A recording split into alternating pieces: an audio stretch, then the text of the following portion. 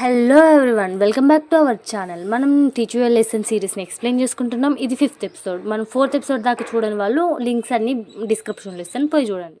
5th episode స్టార్టింగ్లో ఒక అమ్మాయి స్కూల్లో సూసైడ్ చేసుకోనికి ట్రై చేస్తూ ఉంటుంది. అప్పుడే జిన్హాన్ వచ్చి ఆమెని టెస్ట్కి పిలుస్తుంది.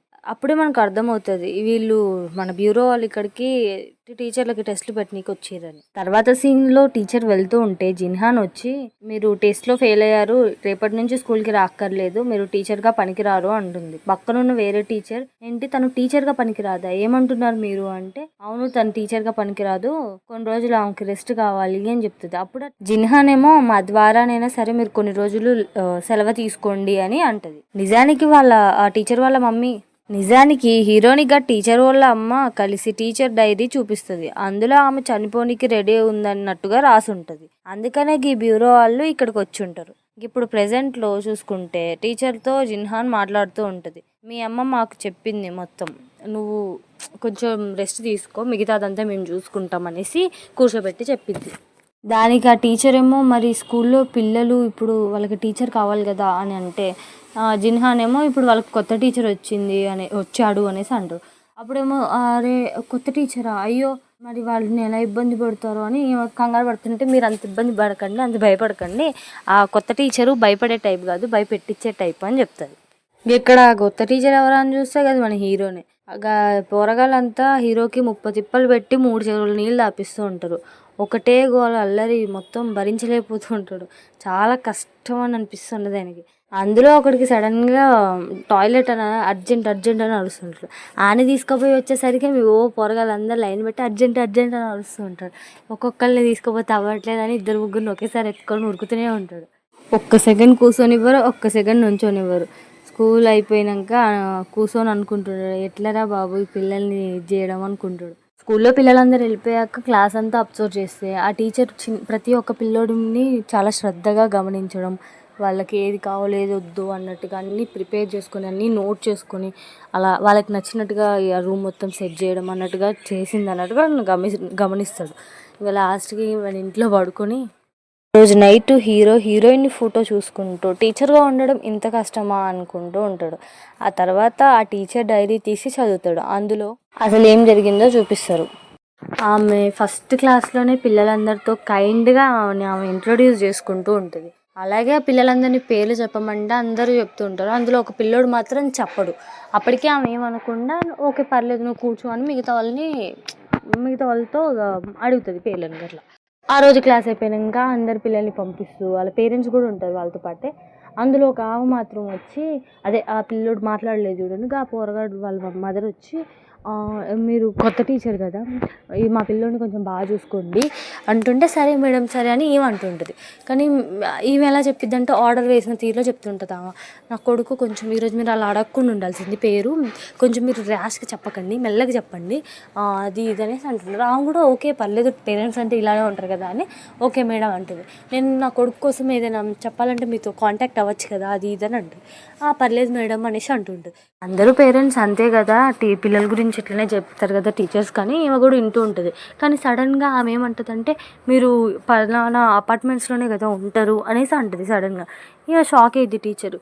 ఈమెకి ఎలా తెలుసు నేను ఎక్కడ ఉంటా అనేసి, నేను వచ్చిందే కొత్త కదా ఈమెకి ఎలా తెలుసు అనేసి షాక్ అవుతుంది. తర్వాత ఇంకా అయిపోయింది. నెక్స్ట్ సీన్లో ఆ తర్వాత ఊరికి మెసేజ్ చేస్తూ ఉంటుంది, నువ్వు పొద్దున్న నా కొడుకుని కొంచెం గట్టిగా మాట్లాడు, వాయిస్ తగ్గించి మాట్లాడు, ర్యాష్గా మాట్లాడకు, నా కొడుకు నిద్రపోతుంటే నువ్వు లేపకు, వాడిని పడుకోనికి, నువ్వు పడుకుంటే లేపకుండా వదిలేస్తావా, వాడు క్లాసులు మిస్ అవ్వడా అన్నట్టు విచిత్రమైన మెసేజ్లు చేస్తూనే ఉంటుంది. ఈమె టీచర్ ఏమో కైండ్గానే ఆన్సర్లు చెప్తుంటుంది. సరే మేడం నెక్స్ట్ టైం అలా చేయకుండా చూస్తాను, నా వాయిస్ తగ్గించుకుంటాను, అది ఇది అన్నట్టు చేస్తుంటుంది. కానీ ఆమె రీడన్ లేకుండా చేస్తూనే ఉంటుంది. ఒకదాని మీద ఆమె నాన్ స్టాప్గా మెసేజ్లు చేస్తూనే ఉంటుంది. పాప ఇంట్లో బయట పర్సనల్ స్పేస్ ఆ టైం ఉంటుంది కదా, బయటకు వెళ్ళినా ఎక్కడికి వెళ్ళినా ఈమె మెసేజ్లు మాత్రం కన్ఫామ్ అన్నట్టుగా వస్తూనే ఉంటాయి. సడన్గా ఒకసారి ఏమైందంటే, ఈ టీచరు వాళ్ళ ఫ్రెండ్స్తో కలిసి బయటకి ఎక్కడో వెళ్తుంది రెస్టారెంట్కి. ఆ ఫోటో దింపి ఇన్స్టాలో పోస్ట్ చేసుకుంటుంది. అయితే దానికి కూడా కామెంట్స్ పెట్టిద్ది కింద, నువ్వు టీచర్ అయ్యి పిల్లల్ని శ్రద్ధగా చూసుకోకుండా ఇట్లా బయటికి వెళ్ళి ఇన్స్టాలు ఇవన్నీ వాడచ్చా, అది ఇదని ఏదో పిచ్చి పిచ్చి కామెంట్ చేస్తుంటుంది. ఇంకా ఈమెకి కోపం వచ్చి వచ్చి కొంచెం మంచిది కాదు, లిమిట్స్ మొత్తం దాటేసినట్టు అనిపించి వెళ్ళి ప్రిన్సిపల్కి కంప్లైంట్ ఇస్తుంది టీచర్.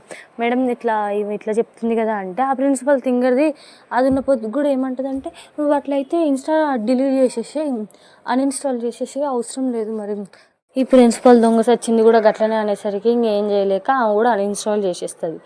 ఇట్లయితే ఏం కాదు కానీ ఆ పిల్లోడిని కొంచెం మంచిగా చేస్తే వాళ్ళ మెదరైనా కొంచెం ఆగిద్దేమో అనుకొని ఆ పిల్లోడికి నచ్చినట్టుగా క్లాస్ రూమ్ని పెట్టడం. ఆ పిల్లోడు అసలు మాట్లాడు, ఎవరితో మాట్లాడు, ఏం చేయడు, వాడు ఒక బెత్తనా కొడుకులా ఉంటాడు. కానీ ఈ టీచర్ మాత్రం మంచిగా ఆ పిల్లోడిని దగ్గర తీస్తూ ఉంటుంది. వాడు కొంచెం కొంచెంగా ఆ రూమ్ అవన్నీ చూసి వాడు ఓపెన్ అప్ అవుతాడు. కొంచెం చిన్నపిల్లోడు కదా, ఎట్లా అవుతాడు, ఈ టీచర్తో కొంచెం క్లోజ్ అవుతాడు, మంచిగా అవుతాడు. ఆ తర్వాత ఒక రోజు బయట గేమ్ ఆడుకుంటూ ఉంటే వేరే పోరగాడు వీడు గొడవ పడతాడు. వీడేంటంటే ఈ పోరడు ఆ పిల్లోని కొడతాడు. దాంతో వాళ్ళిద్దరు పేరెంట్స్ వస్తారు. ఒక క్లాస్ రూమ్లో ఆ ఇద్దరు పోరగాళ్ళ అమ్మలు ఇంకా మన టీచర్ కూర్చొని మాట్లాడతారు. ఇంకొక దెబ్బలు తిన్న పిల్లోడు వాళ్ళ మదర్ ఒప్పుకుంటుంది, ఇట్స్ ఓకే చిన్నపిల్లలు కదా అనేసి ఆమె లైక్ తీసుకుంటుంది. కానీ ఈ దొంగ మొక్క ఉంది మన టీచర్ని ఇబ్బంది పెడుతుంది చూడు, ఆమె మాత్రం అట్లెట్లా, నా కొడుకు తప్పులేదు, ఏమో చూడలేదు, తప్పు వాళ్ళ కొడుకుదే కానీ ఒప్పుకోదు. ఏమంటారు, మీరు చెప్పండి టీచర్ ఎవరిది తప్పు అనేసి అంటుంది. అరే ఇవేం చెప్పిద్ది, నేను ఎవరిది తప్పు ఉందంటే వాళ్ళే చెప్తుంది కాబట్టి ఆమె ఏం మాట్లాడదు, సైలెంట్గా ఉంటుంది. ఈమెకు అర్థమైపోయిద్ది, అంటే ఈమె నిజం చెప్పిద్ది, నా కొడుకుదే తప్పు అని చెప్పిద్ది అనేసి కోపంగా వచ్చేస్తుంది బయటికి. అంటే అంతకు ముందు ఒకసారి ఇట్లనే ఫోన్లో మెసేజ్లు చేసి చెప్తుంటుంది కదా ప్రతిదీ, అలాగనే ఒకసారి చెప్పుంటుంది, నువ్వు నా కొడుకు ఎవరితో నన్ను గొడవ పడితే నా కొడుక్కి సపోర్ట్ చేసి మాట్లాడు అనేసి అంటుంది. అదే విషయం ఇప్పుడు అడిగిద్ది, నువ్వు అప్పుడు చెప్తా అన్నావు కదా, నా కొడుక్కి సపోర్ట్ చేస్తా అన్నావు కదా, ఇప్పుడు ఏంటి అనేసి అంటే, మేడం నేను సపోర్ట్ చేస్తా అని చెప్పలేదు, నేను ఆ రోజు మీరు చెప్పింది విన్నా అంతే అనేసి అంటుంది. దానికి ఇంకా దానికి కోపం తట్టుకోలేక ఫోన్ల మీద ఫోన్లు చేస్తూనే ఉంటుంది. ఆ ఫోన్ రింగ్ అట్లా అవుతుంటే ఇటు పక్క భయపడిద్ది, అలా ఫోన్లు చేస్తుంది. నైట్ పగులు అసలు తేడానే లేకుండా ఫోన్లు చేస్తూ ఉంటుంది అది దయ్యంది. ఇక ఫోన్లు ఎత్తకపోయేసరికి డైరెక్ట్ ఇంటికి వచ్చి దాన్ని ఇంకా బెదిరించేస్తుంది, ఆ టీచర్ని బెదిరించేస్తుంది. ఈ విషయం మా హస్బెండ్కి తెలిసింది, ఆయన చాలా కోపంగా ఉన్నాడు నీ మీద అనేసి అంటూ ఉంటుంది. గట్లా బెదిరించేసి వెళ్ళిపోయిద్ది. తర్వాత రోజు క్లాస్ రూమ్లోకి వాళ్ళ హస్బెండ్ వస్తాడు, వచ్చి ఆ పిల్లోడిని లాక్కుపోతూ ఉంటాడు. సార్ అలా ఎందుకు తీసుకుపోతారని అడిగినందుకే చెయ్యెత్తేస్తాడు ఆమె మీదకి. ఇంకా దెబ్బకి ఆమె దడుచుకోవడంతో పాటు పిల్లలందరూ కూడా ఏడుస్తూ ఉంటారు. అంతేకాకుండా ఇంకా మొత్తం గ్రూప్స్ ఉంటాయి కదా, క్లాస్ రూమ్ గ్రూప్స్ పేరెంట్స్వి, అందులో ఇంకా ఇన్స్టాగ్రామ్లో మొత్తం అన్ని కమెంట్స్ పెడుతూ ఉంటుంది. గ్రూప్స్లో మిగతా టీచర్ వాళ్ళందరికీ చెప్తుంటుంది, ఈ టీచరు అందరి పిల్లల్ని హింస పెట్టిద్ది అది ఇది అనేసి అందరినీ రెచ్చగొడుతూ ఉంటుంది. ఇంకా దానివల్ల ఈ టీచర్ మెల్లమెల్లగా డిప్రెషన్లోకి వెళ్ళిపోతూ ఉంటుంది.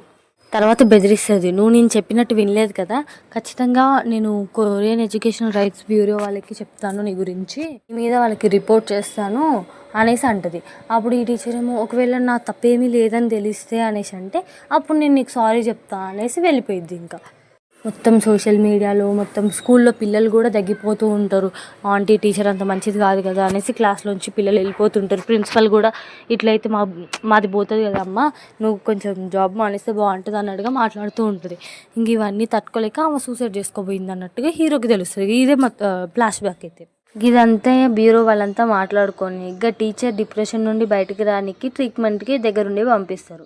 ఇక్కడ కొత్త టీచర్ మన హీరోనే కదా, అందుకని ఆ పోరాడు వాళ్ళ మమ్మీ మళ్ళీ ఈయన్ని గెలవనీకి వస్తుంది. వచ్చి సేమ్ ఆమెతో ఎలా మాట్లాడిందో అలానే మాట్లాడతాడు.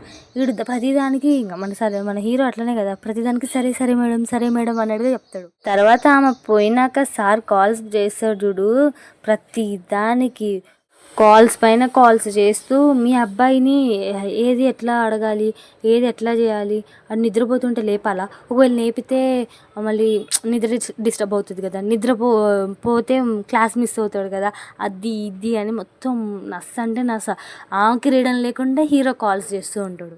ఆ పిల్లోడు అటు చూస్తుండు, ఆ పిల్లోడు ఇటు చూస్తుండు అన్నట్టుగా ప్రతి దానికి మీ అబ్బాయి ఈరోజు ఇది చేసిండు, మీ అబ్బాయి ఈరోజు అది చేసిండు అని ఒక్క రోజులో 100 కాల్స్ దాకా చేస్తూ ఉంటాడు. చేస్తూనే ఉంటాడు కాల్స్ నాన్ స్టాప్గా. ఆమెకి పిచ్చి ఎక్కిద్ది, అంటే ఆమె పక్కనోడి చేసినప్పుడు ఏముండదు కానీ ఆంటీ గారికి ఆమె చేసేసరికి వచ్చింది. ఇక లాస్ట్కి తట్టుకోలేక నేను మా హస్బెండ్కి చెప్తాను, మీరు ఇట్లా కాల్స్ మీద కాల్స్ చేస్తారు అనేసి అది ఇది అనేసి అంటారు. మా హస్బెండ్కి కోపం వస్తుంది, అది ఇది అంటుంది, సేమ్ డైలాగ్ వేస్తుంది. ఇక దాంతో నెక్స్ట్ డేనే వాళ్ళ హస్బెండ్ ఆఫీస్కి పోయి అక్కడ రచరచ చేస్తాడు. సార్ మీ వైఫ్ ఇంకా మీ పిల్లోడిని నేను ఇబ్బంది పెట్టినా మీరు నన్ను క్షమించండి అది ఇది అని ఫుల్ గోల చేస్తూ ఉంటాడు. పాత టీచర్ని పంపించినట్టు నన్ను కూడా పంపించండి సార్ అని అరుస్తూ ఉంటాడు. అదంతా వాళ్ళ కొలీగ్స్ వాళ్ళందరూ చూస్తూ ఉంటాడు, కాళ్ళ మీద పడ్డట్టు అది ఇది అన్నట్టు చేస్తూ ఉంటాడు. ఆ హస్బెండ్ గాడేమో ఇంటికి వచ్చి వాళ్ళ వైఫ్ మీద ఇద్దరు అరుచుకుంటూ ఉంటారు. ఆ వైఫ్ ఏమంటది, నేను చూసుకుంటా వాడిని, వాడికి ఎలా బుద్ధి చెప్పాలో నాకు తెలుసు అనేసి అంటది. నెక్స్ట్ డే ఇంకా పేరెంట్స్ అందరూ ఉంటారు కదా, వాళ్ళ మదర్స్ వాళ్ళందరినీ ఒక కెఫేకి రమ్మంటది. వెళ్ళి చూస్తే అక్కడ ఆల్రెడీ హీరో ఉంటాడు. ఉండి మరీ యాక్టింగ్ చేస్తూ ఉంటాడు. ఆమె దగ్గరకు వచ్చి అంటాడు, నువ్వు ఒక కరెక్ట్ తల్లివి కాదు, నువ్వు నీ పిల్లోడిని చాలా ఇబ్బంది పెడుతున్నావు, నేను ఇలా కొరియన్ ఎడ్యుకేషనల్ బ్యూరో వాళ్ళకి రిపోర్ట్ చేస్తాను అనేసి అంటాడు. దానికామా ఒకవేళ నా తప్పు లేదని తెలిస్తే అనేసి అంటుంది. దానికి ఆయనేమో నేను అప్పుడు మీకు సారీ చెప్తా మేడం అనేసి వెళ్ళిపోతాడు. సేమ్ డైలాగ్ ఆ టీచర్తో వేసింది ఇక్కడ వీడు వేస్తాడు. వాళ్ళు కొంచెం వాళ్ళ లాంగ్వేజ్లో బాగుంటుంది, మన దగ్గర కొంచెం ఎట్టునే ఉంటుంది. ఇంకా ఏం చేయలేక ఈ మా పిల్లోడిని స్కూల్ బంద్ చేయించేద్దాం అన్నట్టుగా చూస్తూ ఉంటారు. ఇంకా హీరో అనుకుంటాడు ఇంకేం చేయలేక ఆ పిల్లోడు స్కూల్ బంద్ చేద్దాం అనుకుంటుంది. కానీ హీరో ఇంకా వీళ్ళకి బుద్ధి చెప్పలేదనేసి ఆ టీచర్కి ఆ బాండింగ్ మంచిగా ఉందనేసి వాళ్ళిద్దరిని స్కూల్కి రమ్మంటాడు. పిల్లోడు ఆల్రెడీ ఉంటాడు. ఈ టీచర్ వెళ్తుంటే ఈ దయ్యం చూస్తుంది. హీరోతో మాట్లాడి వెళ్తుంటే చూసేసరికి వీళ్ళు ప్లాన్ చేసిరా అని టీచర్ ఎమ్మడబడి పోతుంది. టీచర్ స్కూల్కి వెళ్ళిద్ది. స్కూల్కి వెళ్ళేసరికి ఈమె కూడా వాళ్ళు ఎమ్మడబడి పోయిద్ది కదా. ఆ పిల్లోడు ఆ టీచర్ ఇద్దరు మంచిగా కూర్చొని ఆ పిల్లోడు ఎవరితో మాట్లాడదు కదా, ఎప్పుడు ఏడుపు ముఖం పెట్టుకొని ఉంటాడు, ఏడుస్తూ ఉంటాడు. కాబట్టి ఈమెతో మంచిగా నవ్వుకుంటూ మాట్లాడుతూ ఉండేసరికి ఈమె చూసి షాక్ అవుతుంది. అలానే చూస్తూ ఉంటుంది గుమ్మంగాడు నుంచొని. అక్కడేమో ఆ పిల్లోడు అంటాడు, మేడం మా అమ్మ నాన్న వల్ల మీరు చాలా బాధపడ్డారు కదా అనేసి దానికి సారీ అడుగుతూ ఉంటాడు.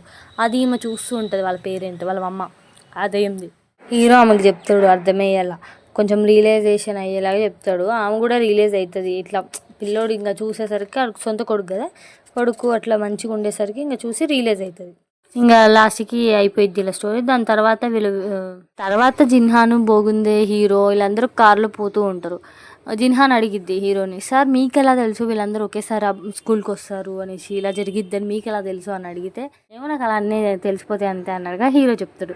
దానికి బోగుందే అంటాడు, సార్ దీన్ని టెలిపతి అంటారు సార్ అనేసి అంటాడు. టెలిపతి అని ఈయన ఏం పట్టించుకోడు. ఆమెమో టెలిపతి అంటే మనసులో ఏముందని తెలుస్తుంది అనేసి అంటే, ఏది నా మనసులో ఏముందో నువ్వు చెప్పు అనేసి ముఖం చూస్తూ ఉంటుంది.